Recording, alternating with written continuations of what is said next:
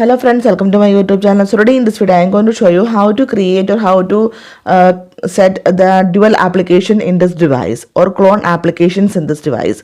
For this, open the settings, then scroll down, tap on apps. Then here you can see the option app cloner. Tap on this one. Then you can see some applications. Only these applications support the dual system in my device that I installed.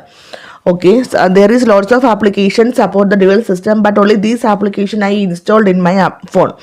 So here I am going to create the dual application for Instagram. For this, tap on Instagram and turn on this one.